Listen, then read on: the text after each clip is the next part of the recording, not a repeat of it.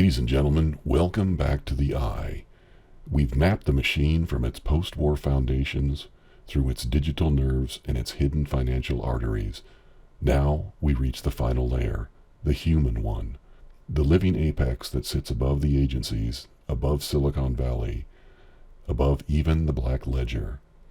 These are the bloodlines, the dynasties, the transnational networks and closed-door gatherings that set the agenda the cartel then enforces.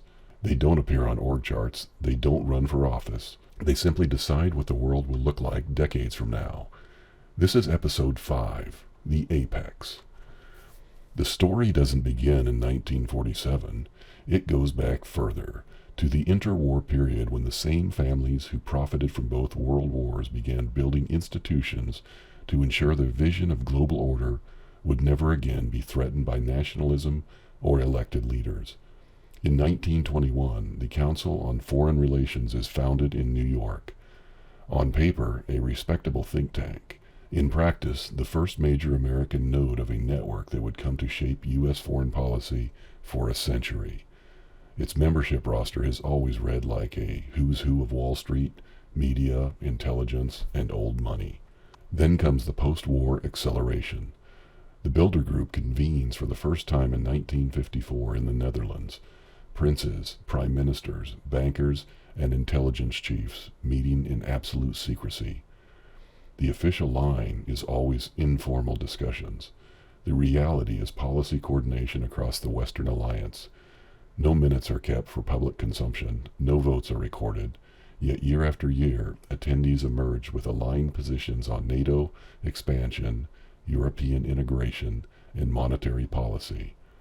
By 1973, David Rockefeller and Zbigniew Brzezinski launched the Trilateral Commission, bringing Japan into the fold and creating a true transnational elite consensus. These organizations don't conspire in the cartoon sense. They align incentives. They groom talent. They ensure that whoever wins elections is already surrounded by advisors who share the cartel's long-term goals. Look at the foundations. The Rockefeller Foundation, Carnegie Endowment, Ford Foundation, and later the Open Society Foundations and Gates Foundation operate as the soft power arm. They fund universities, NGOs, journalists, and research that conveniently supports open borders, global health initiatives, climate frameworks, and digital IDs. They don't dictate, they shape the Overton window so that the cartel-friendly policies feel like inevitable progress. The dynastic families and networked elites are the through line. The Rockefellers, the Bushes, the Bundys, certain branches of old European money, and the rising tech financial hybrids. They move through the same schools, Harvard, Yale, Oxford, the same clubs, the same invitation-only conferences. Skull and Bones at Yale, Bohemian Grove in California. These are not myths. They are real venues where future leaders are initiated, compromised, and networked. Epstein's operation was the modern, digitized version of this, a honeypot that gave the cartel leverage over the very people who attend Davos and Bilderberg. John F. Kennedy was dangerous precisely because he came from that world but showed signs of breaking from it. His push to end the Cold War, his distrust of the CIA, his America First instincts threatened the long-term project.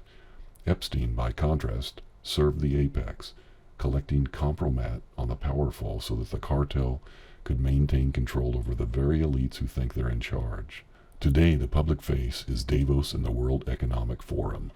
Klaus Schwab's Great Reset language wasn't a gaffe. It was the mask slipping. Stakeholder capitalism, digital IDs, central bank digital currencies, you will own nothing narratives. These aren't random ideas. They are the apex, updating its operating system for the 21st century, with the Intel cartel, big tech, and black money providing the enforcement. This is why the cartel feels immortal.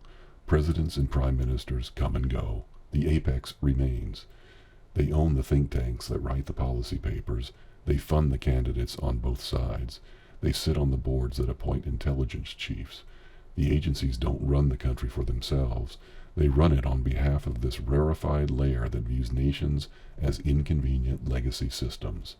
The apex doesn't need to issue orders. It sets the direction, funds the ideology, and lets the lower layers of the cartel handle the dirty work. When exposure threatens, like the Epstein files, the machinery we've mapped in previous episodes kicks in to protect the summit. This 5-episode arc has taken us from the shadows of 1947 all the way to the boardrooms and private islands where the real decisions are made. The intel cartel is powerful, but it is a tool. The hand that wields it is older, quieter, and far more entrenched. In episode 6, we will ask the hardest question of all. What does resistance actually look like in 2026? How do you push back against an operating system this deeply embedded? We'll explore decentralized technologies, parallel institutions, narrative warfare, and the narrow windows where public pressure has actually forced the cartel to retreat. Until then, remember the pyramid is tall, but it has a top, and eyes are on it now. This has been The Eye, with your host, The Eye, for episode 5 of the Intel Cartel. Until next time, God bless you, and God bless America.